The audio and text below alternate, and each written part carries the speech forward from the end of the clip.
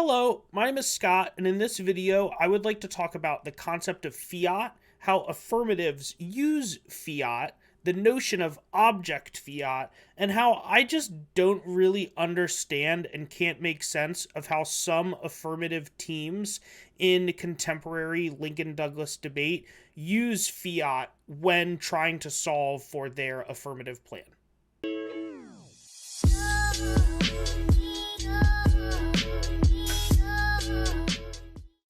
So what is fiat? Fiat is the assumption that the affirmative resolution or plan happens. So the purpose of fiat in debate is so that the affirmative shouldn't have to get into questions of shouldn't versus wouldn't, or should versus wouldn't. So the best example that I've ever heard of this comes from policy debate, where normally the resolutions say the United States federal government should do something. So lots of affirmatives use the Congress and say the Congress should pass some law.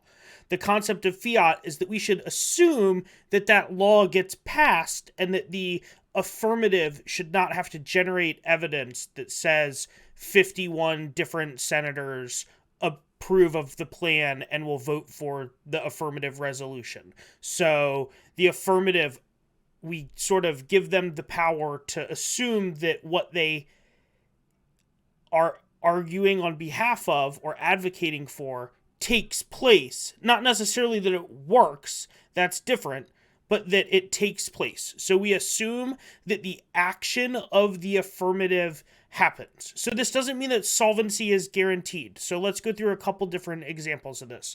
The first example would be the James Webb Space Telescope. You could read an affirmative that says launch the James Webb Space Telescope. That affirmative would have other issues in 2022 because it's already been launched, but we're just going to forget about that for a second. So if the affirmative was launch the James Webb Space Telescope, it would be launched. But fiat would not include making the telescope unfurl its solar sun shield in the right way that makes all 300 plus individual failure mechanisms actually work. The greatest example I've seen of this in debate is on lots of space topics. Teams like to read the space elevator affirmative, where they say the United States or someone else should build a big elevator and it should elevate things to space. And sure, you could say that we should build a space elevator, but you can't say that that space elevator would work. So you can fiat that the United States tries to build the space elevator, but you couldn't fiat that it works, because that's not how fiat works. That's a question of solvency in the debate. So that is what fiat is. So most affirmatives use fiat to sort of assume that the affirmative takes place. A lot of counterplans, a lot of critique alternatives also use fiat in this same way to say, hey, we assume that the action of the affirmative or the counterplan or the alternative happens. Not that it necessarily works, that's a different question, but that it happens. So with fiat, you can sort of try to do things to resolve the advantages that the affirmative portrays in the debate. From this, there became the notion of object fiat. And normally, I associate object fiat with negatives and negative counterplans. So the notion of object fiat is that the negative counterplan takes the substance of probably the link or the internal link to the affirmative and says, we solve that via something else. So two examples of this that I can think of. The first example of object fiat would say, in an affirmative that has nuclear war impacts, you would read a counterplan that says states should never launch their nuclear weapons, or when states want to launch nuclear weapons, they don't launch their nuclear weapons, or you can specify your countries and say they won't attack each other, or humans shouldn't be violent, or something like that. That would be an example of object fiat, because you are taking what the affirmative resolves and just solving that via a counterplan or sort of like your internal link to solvency in that debate. So that is what object fiat would be. It would be sort of taking the substance of the advantage and sort of using the concept of fiat to fiat out of this. So for instance, if the affirmative talked about needing to ban the United States from private space because China was militarizing, and that would cause a conflict with China if China and the US militarized space at the same time. An example of an object fiat counterplan against that AF would have China stop militarizing, have China abolish its military. Things like that would be examples of object fiat, where the counterplan takes the object of the affirmative and fiats through it. There's a lot of different reasons why, this could be good or bad, or as nebulous or as arbitrary, might not exist, does exist. But really what I want to get into is not this from a negative side, but just kind of like how affirmatives are using this in Lincoln Douglas, and I really just don't understand how it works. Before I get into kind of like these specific affirmatives and what I think and what I've just kind of been thinking about, this isn't like meant as a call out to anybody. This is just like some thoughts that I've been sort of thinking about in terms of like, I just don't understand how these affirmatives sort of work, and I've just been trying to think through this. So I'm not trying to call anybody out, just saying I don't understand how this works, and something that I want more people to think about. So the two examples that I have, the two examples of sort of how object fiat is working on the AF and LD, both come from the January-February resolution, one from this year and one from last year. So the first one that I'm going to look at is a affirmative last year that had the People's Republic of China ban its own lethal autonomous weapons. So this affirmative has the People's Republic of China ban its own lethal autonomous weapons, and the reason for this is that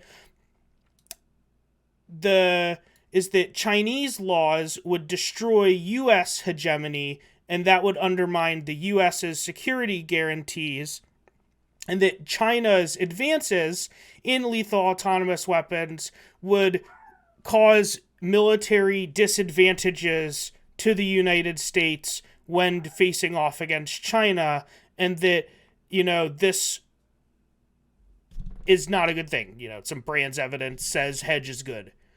I don't understand how this works, because I don't understand how the People's Republic of China would ban its own lethal autonomous weapons. And this is kind of like the crux of the concept of this video, because this affirmative has the People's Republic of China do something that it would probably never do, doesn't read any solvency evidence, doesn't have any solvency advocate that says that this should happen, but just sort of like utilizes the concept of like inherency, like this existing, and fiating out of that inherency without a solvency advocate.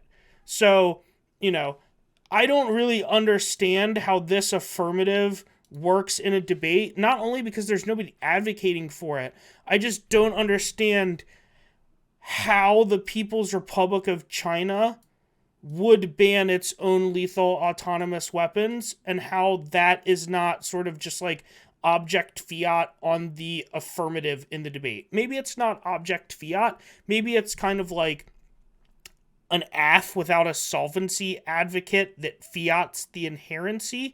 Maybe that's like definitionally object fiat. I'm not sure, but I think that there's a pretty good case to be said that, this is, I don't know who actually thinks that this would be a good idea other than like a hedge good author who's not actually advocating for that. An example on the January-February topic for space for the current 2022 topic is very similar. It also uses the People's Republic of China and says that the People's Republic of China should ban its own private entities from doing space. Now, this affirmative does at least read a piece of evidence that I would classify as kind of like inherency evidence. That's kind of like Chinese private space is increasing or enhancing now.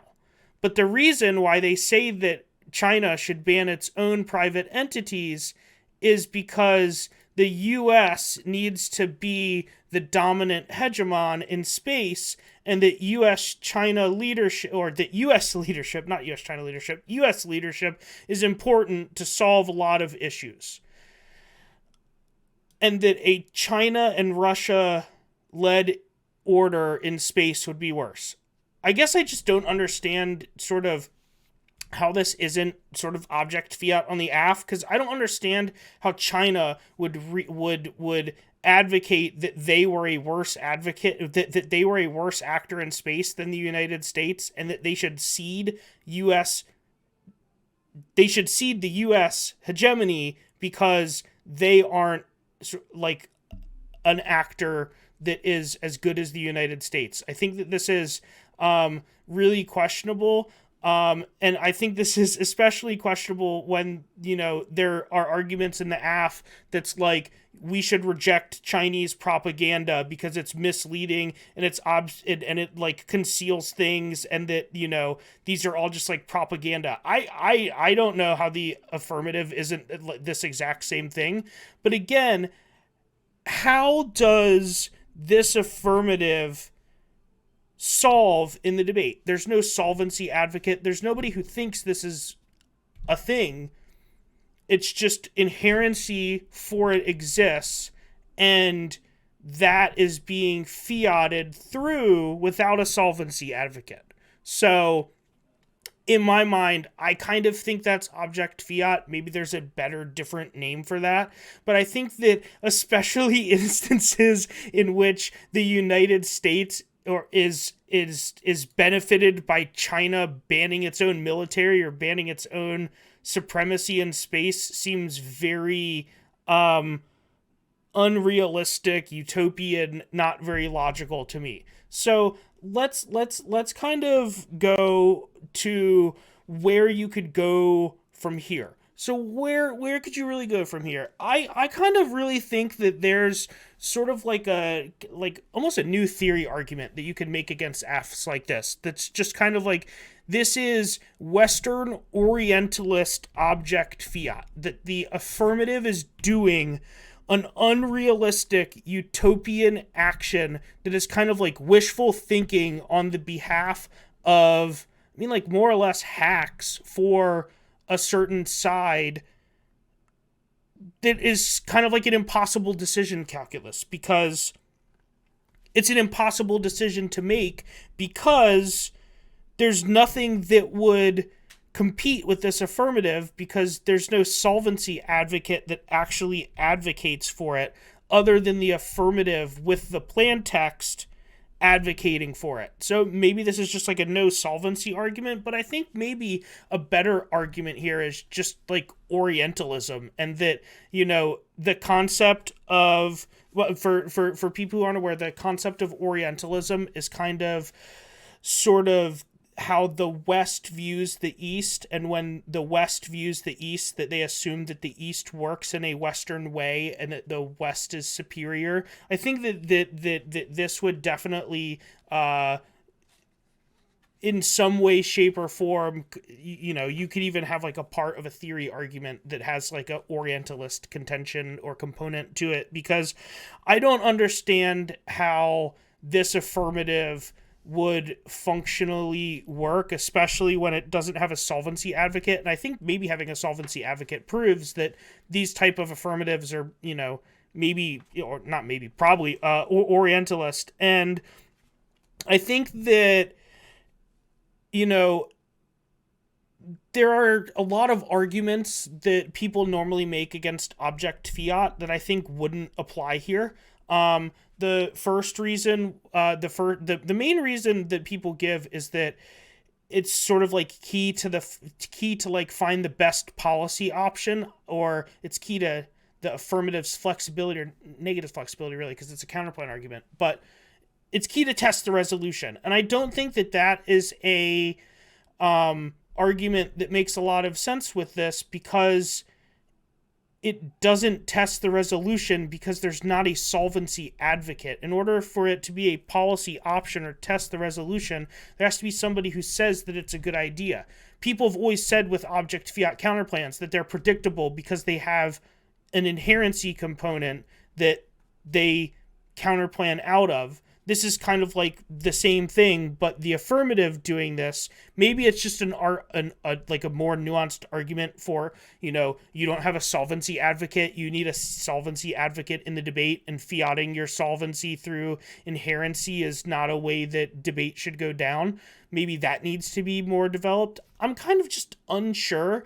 I didn't really plan to have components of this video where I said where you should say these specific things, more so that this is just some thoughts that I'm thinking about, and I don't really know how these arguments should interact in the debate because there's no real literature to guide this. And a lot of these object fiat type debates, people always say that the literature should be the guiding principle for these things, and that object fiat is arbitrary because it fiats through the harms. But I don't know how the literature can be a guiding principle when you don't have a solvency advocate. So maybe this is just doesn't have a solvency advocate, but I think that it's a lot more complex than that, and that somebody who really thought about this would also sort of use the idea that this is just